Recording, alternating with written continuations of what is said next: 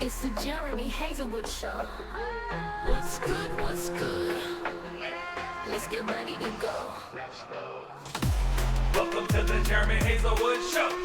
Plug in, turn it up. Let's go. Hey, hey. Welcome to the Jeremy Hazelwood Show. Push play, let it roll. Let's go. What's good? Welcome to my show. In 3, 2, 1. Let's go. Okay, welcome to today's episode where we will be talking all about digital creative for nonprofit fundraising. But before we get started, make sure you tap, click, or smash the follow or subscribe button so that you'll be notified when each new episode drops. So this episode is Creative That Converts, digital creative for today's nonprofits. I have our second guest of the season, Todd Bemis. Let me read your intro and then we'll get some opening words from you. So Todd is a versatile and strategic innovation leader. He has over 25 years of experience inspiring diverse teams and bringing innovative, human-centered concepts to life. Throughout his distinguished career, he's helped raise billions of dollars, and I can attest to that, for some of the most beloved nonprofit brands in the world, ultimately impacting countless lives globally. And beyond professional accomplishments, Todd is genuinely a happy person, trademark, navigating life with joy and dedication to building a brighter future. Raised as an expat, he grew up immersed in different cultures, speaking multiple languages and learning these valuable lessons. Number one, there is more than one way to say something. Think before speaking. Number two, always be mindful of the culture around you. Be an ambassador. Number three, approach all things with benevolence. Kindness wins the world. And number four, if your host smiles a certain way before a meal, it's best to reconsider eating it. Todd carries these lessons into every endeavor, combining empathy, culture, awareness, and optimism to team leads and initiatives that make a real difference. So welcome to the show, Todd Bemis. Thank you very much for the lovely introduction that I wrote. Yes. That feels good. Those are I wonderful know. words. So Todd, tell us a little bit about your experience working with nonprofits. It is a long and storied career with a lot of tears and anguish along the way and a lot of joy for sure. I guess I should say that I'm very old. The first website I built was in 1998, and it was for Save the Children. So I started off in the right vein working with nonprofits for sure, and then had a mix of clients at a couple different agencies that were for-profit and nonprofit. Started off in the digital realm for sure, and then grew as digital grew and became more of a strategic lead and a creative lead, technical lead in some aspects, but always had true developers to work with to make ideas actually happen as opposed to be fanciful like a creative would.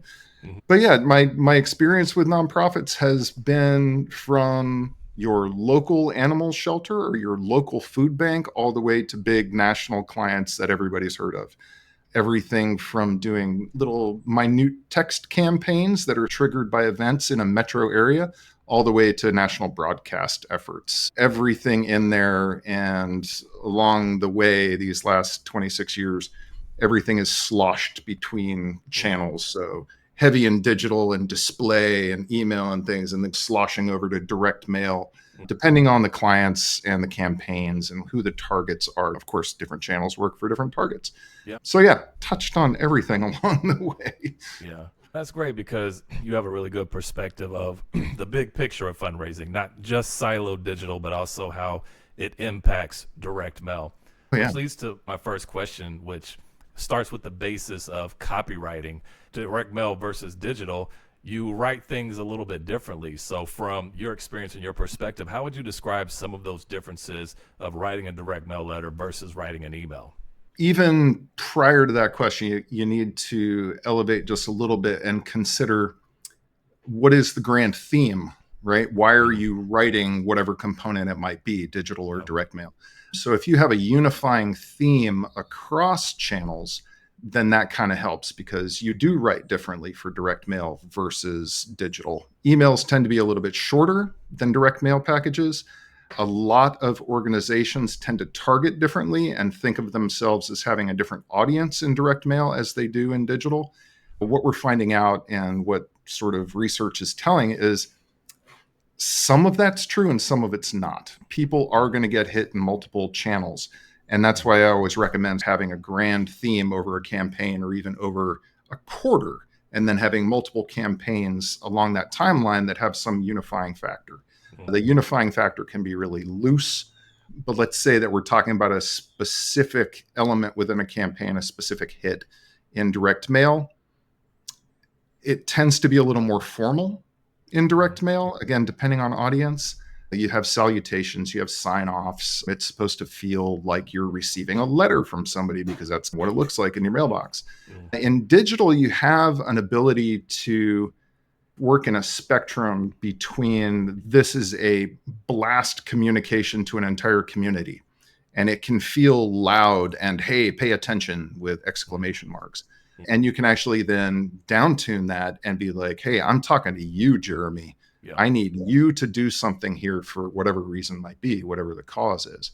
I think that we do find a lot more flexibility in digital, whereas direct mail, everybody feels pigeonholed into one audience. Let's say it's 65 and over, but this is a theory of mine. Everyone says direct mail works for the older audience, and that's because direct mail is engineered for an older audience. Right? If you started designing and writing direct mail to feel and look and sound like a web page, you might have success with a different audience. Wow. And in fact, I've done that with a large national client where we took a direct mail package and just made it feel like a website.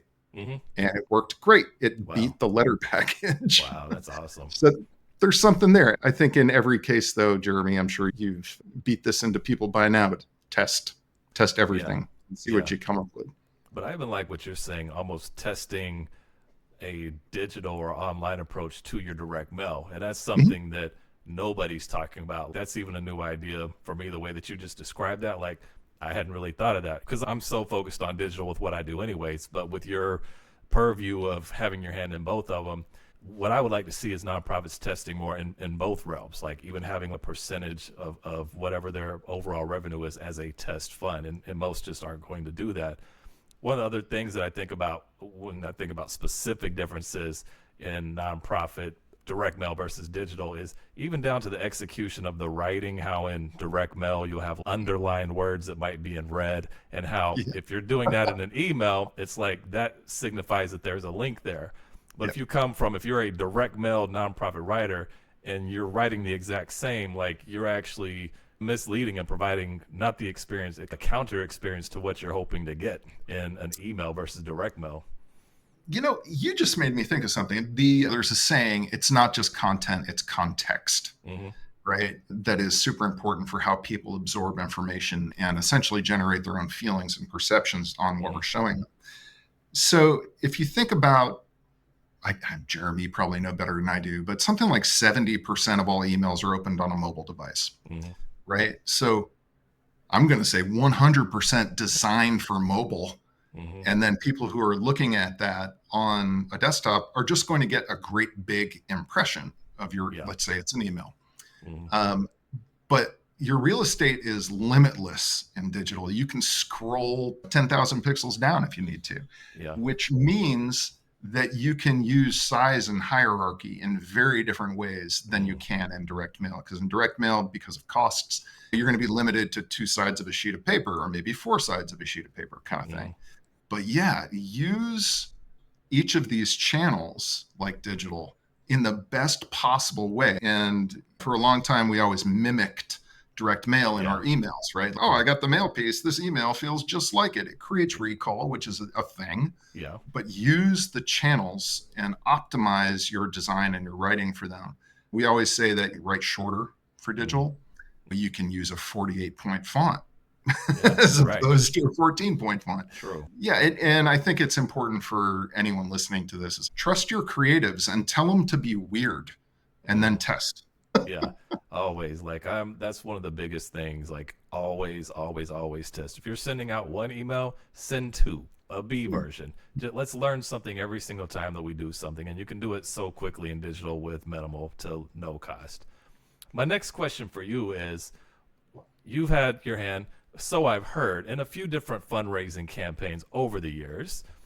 What would you say nowadays are some good elements for digital creative? I think that receiving an email on a phone where you can't really read the font because it's too small is just a bummer. Yeah. I think that organizations and designers not taking into account dark mode is a real bummer because things won't show up or your logo is sitting there on a white field on a black screen. It's 2024. Smarten up. Yeah. Get some real designers, get some real coders, and get that help that you need to put your best foot forward as an organization. But there's essentially no best practices, right? Because everything right now is in a massive state of innovation and flux. It feels like back in 2003, in a way, a little bit of the Wild West going on because of AI. Yeah. And the utility of AI, not just for, say, generating images or generating copy, but for generating variants of all of these things. So if you're an organization that has the means to segment your list, segment your audience in some way, and then if you have a way to then append certain data like education level or anything like that, then you can go ahead and create multiple variants of your content and then use those in a targeted list, again, say for email. So you might end up with 25 different emails that get sent, but you don't need to employ a copywriter to create each of the 25 versions. It's a big time saver, but you do need to review them as a human to make sure that they still make sense. Because I don't think we're at a point where we can trust AI 100% when it comes to content generation. Yeah. I have a saying like ChatGPT is great for showing you what not to do. Because it gets cheesy and played out, which is great for then saying, okay, now I know I don't use that word, I don't know, leveraged or foundational or something like that. Yeah. Anytime I get an email that says, I hope this email finds you well, I just always, 100% of the time, I assume that ChatGPT wrote it. I'm like, it's the same every single time. Yeah. I would say another thing with digital right now is video. Moving image content, however you would want to say it. Because you can say so much. On a small field of real estate, you can do whatever you want, basically. There's so much storytelling available. And that actually is a nice hook over from, say, something like direct mail. Just give somebody a QR code to go and jump, see the rest of Jeremy's story over here.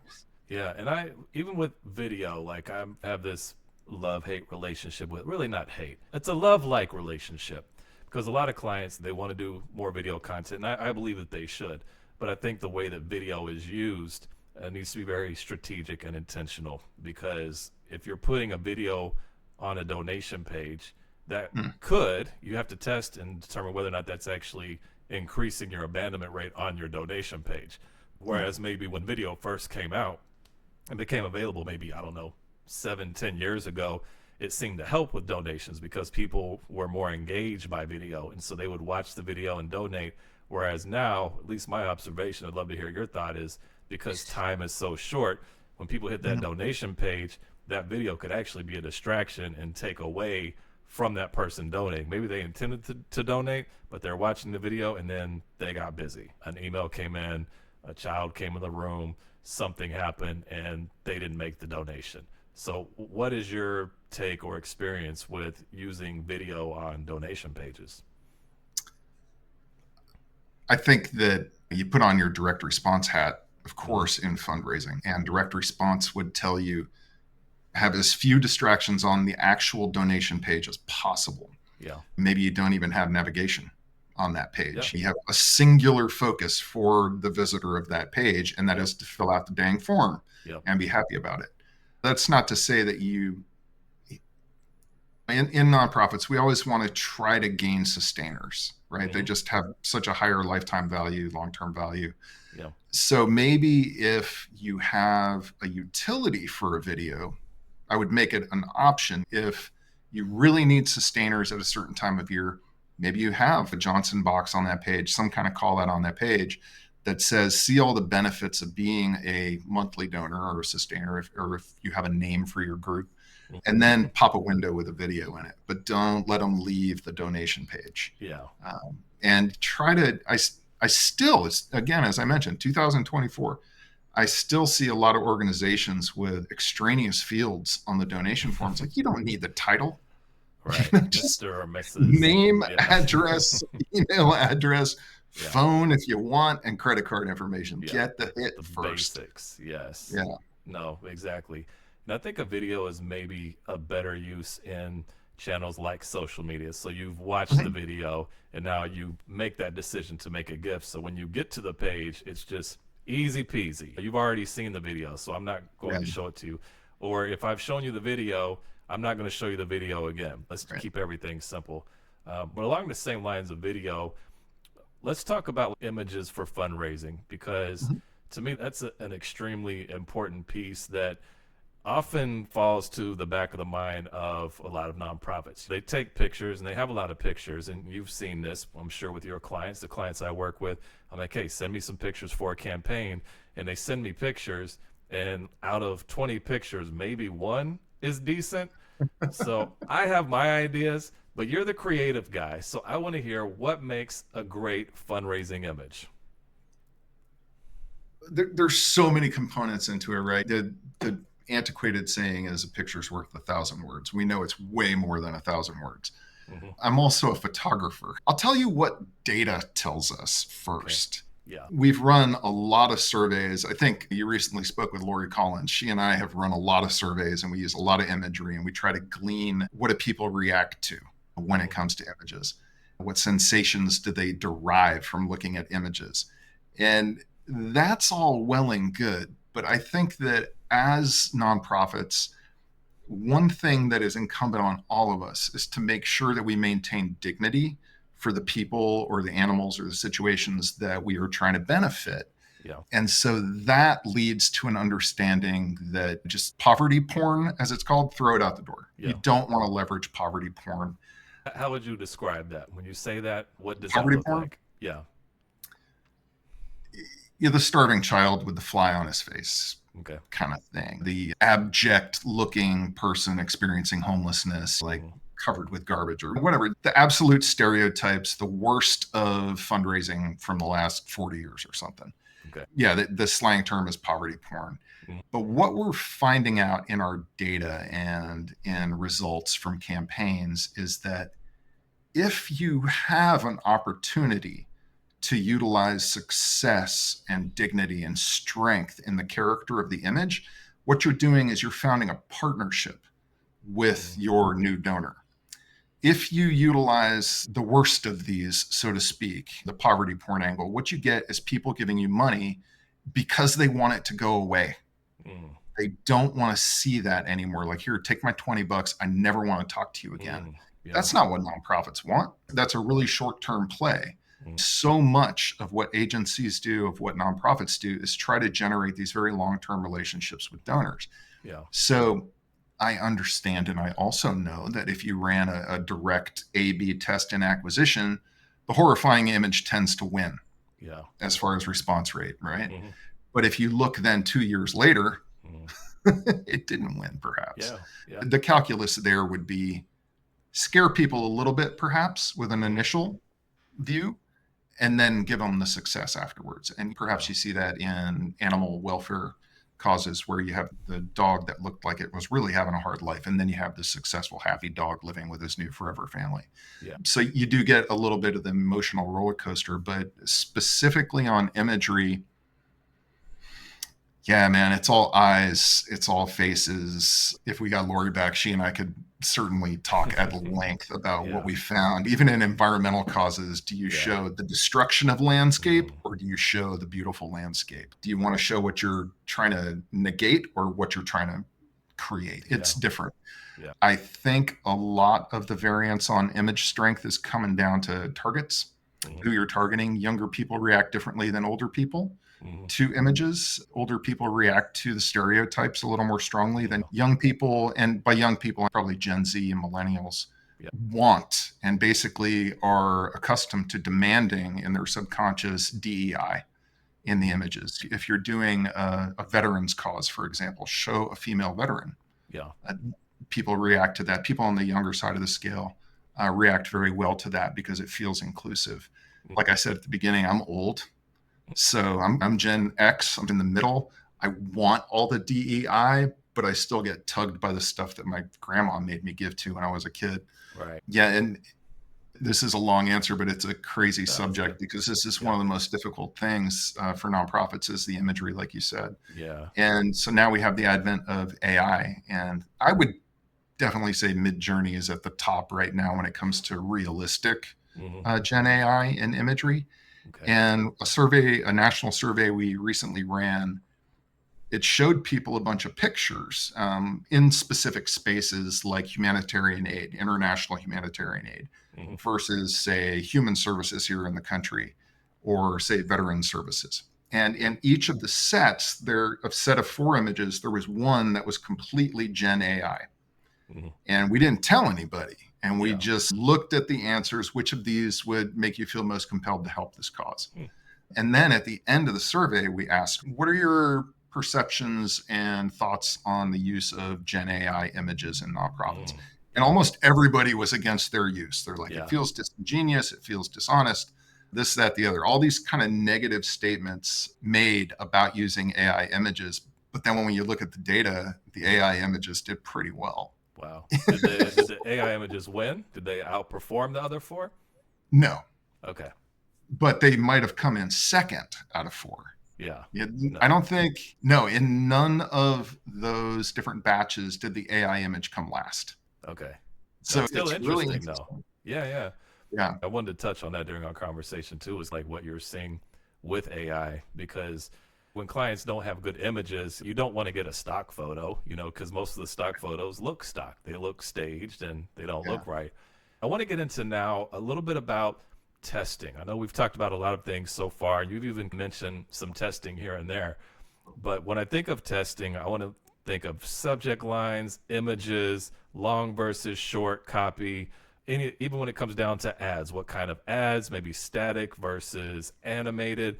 So I want to talk about insights that you may have from testing digital creatives. I know that's a big shotgun and it's a broad statement or question, but what do you have for us?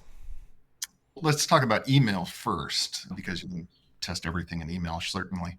Time of day used to be a test, which to me was really boring. Nowadays, you can do analysis via AI to figure out what time of day would work best. And it actually, Fundraise Up, I think, is an organization that recently was attending a conference and had a presentation about what they found out through AI. And it's stuff like at 3 a.m, certain kind of things do better and the giving level goes up. And I'm like, that's because everybody's drunk at 3 a.m. Yeah, let's give. Yeah. But they also had AI findings about when dark mode is activated, results change for emails. It kind of interesting details, really interesting details. So yeah, I think it's Fundraise Up that was presenting. I'll try to find you a link, Jeremy. Maybe you can share it with your group here. Okay. But I still believe the most important component of email success is the subject line. Yeah. I think that it is also, by manpower, so to speak, by human effort, it is the lowest barrier to entry to testing, because you could test 10 subject lines, given that you have a large enough list that you're sending to. Yeah. One thing we know is that Enigma does tend to work fairly well in subject lines. And by that, not quite clickbait, but a subject line that people need to find out the answer to because they feel there's a threat or something behind it. Not a personal threat, but like, how can we let this happen right here in Boston? That's the subject line. And you're going to be like, hey, wait a minute. I live in Boston. What are they talking about? And it might have to do with childhood hunger.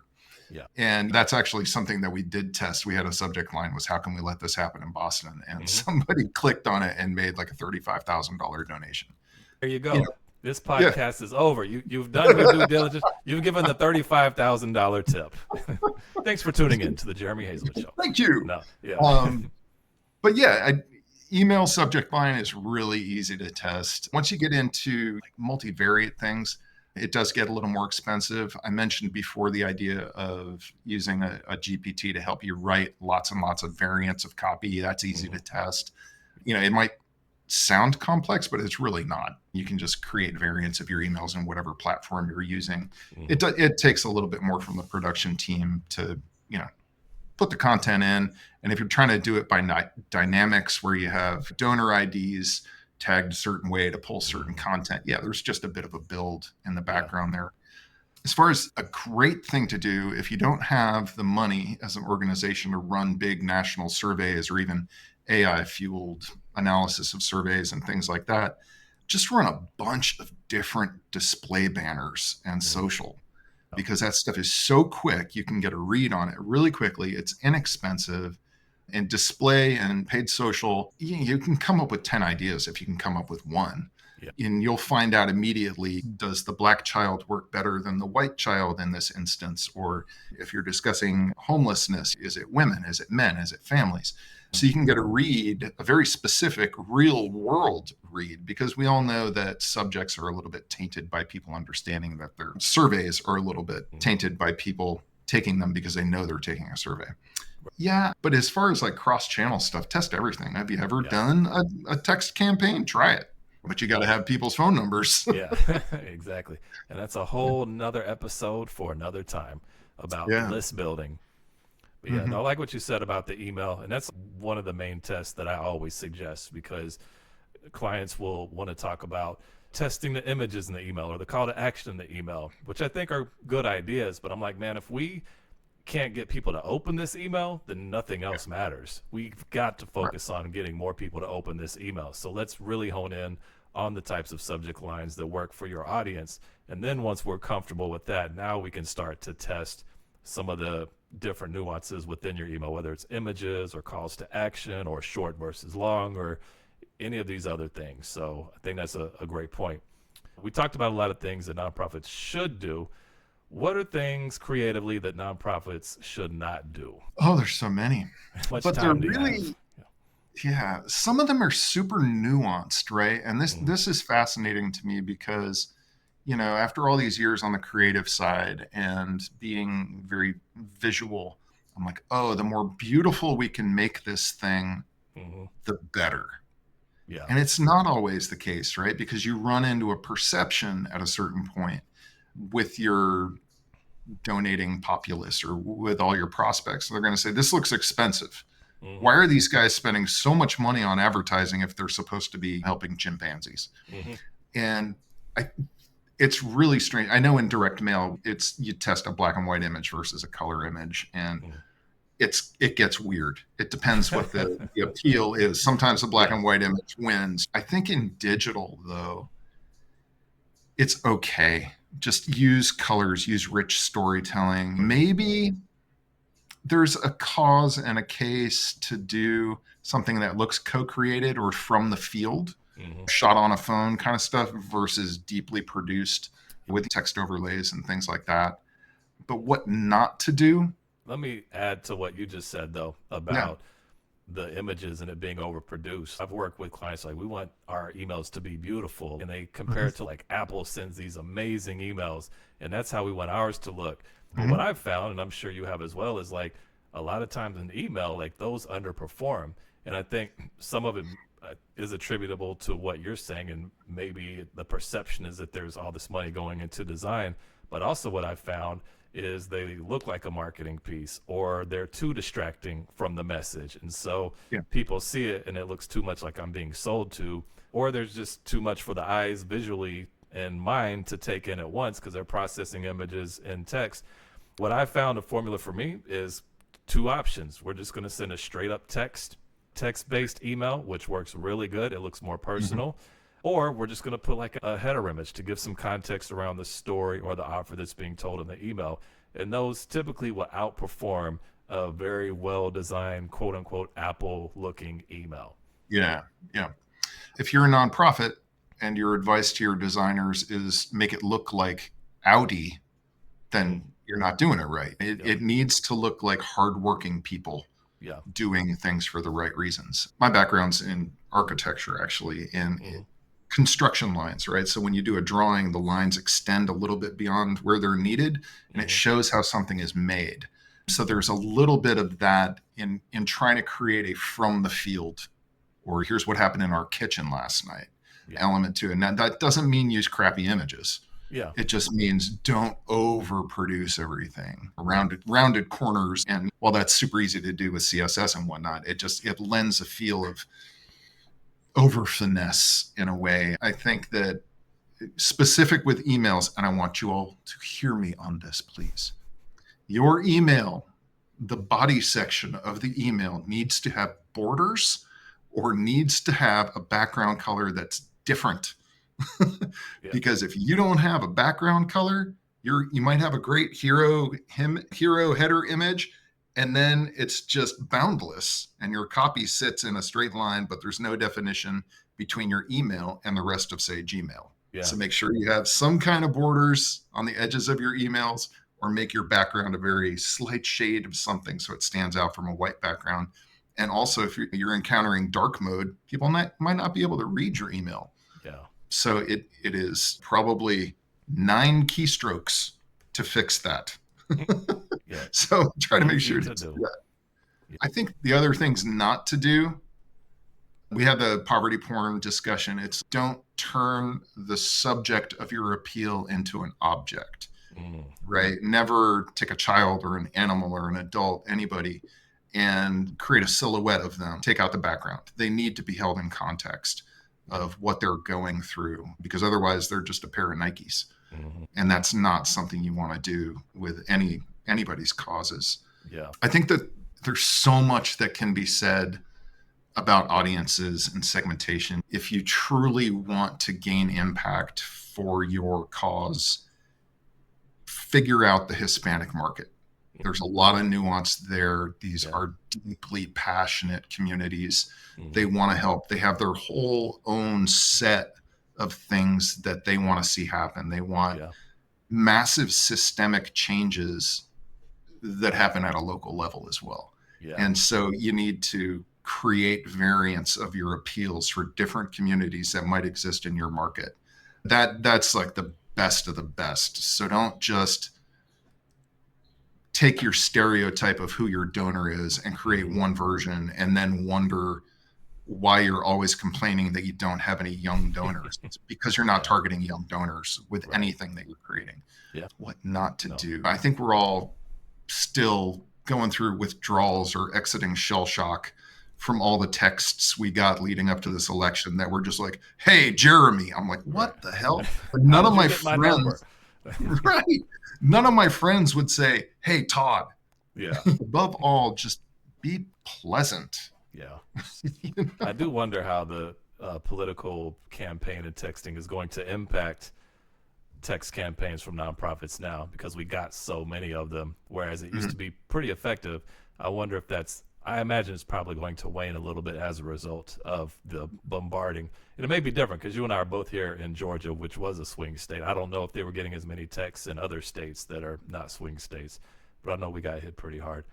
But no, these are all great insights. We're going to get to where we're wrapping up here. So I'm going to break out the clarity cards.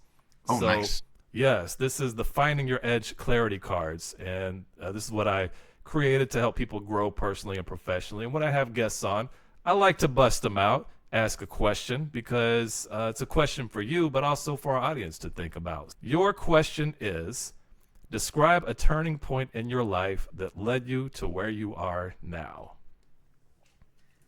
For me, that's an easy answer, because I have a kid who's 21 years old. And it was 21 years ago that I said, all I want to do is work with nonprofits. And now everybody's thinking, oh, yeah, you had a kid and you said, what am I going to do with my life? Well, when my kid showed up, he only weighed 2.5 pounds. And that has a very sharp focus and a painful way of making you understand what you need to do with your life. 70 days in a NICU, wondering if your wife is going to survive, wondering if your kid is going to survive. It makes you consider, what do I want to do besides sell ceiling fans and emails? And that, of course, that was a big jolting one that I hope nobody ever goes through. Not even my dog. It's like, no, please don't. But it has a simplicity about it. Lay awake and just think about, what do I want people to think about me in 10 years? And I think that is a way to truly define your path. And then the rest of it's easy. It's just making it happen. Yeah, putting forth that effort, man. Yeah, and I had wonderful support with the agency I was at and all my friends and everybody Yeah. I worked with, and which made it far easier than perhaps others would have it. But it was definitely the turning point. It defined my entire career. No, that's powerful, man. And you've survived it, and your daughter's doing great. So that's great to see the other side of that. Thank you for sharing that with me. If people want to connect with you, what is the best way? If they want to follow up with questions or just need further advice or tips, what's the best way they can reach out? If you want to see some photography, you can just go to toddbemis.com and there's a contact form on there.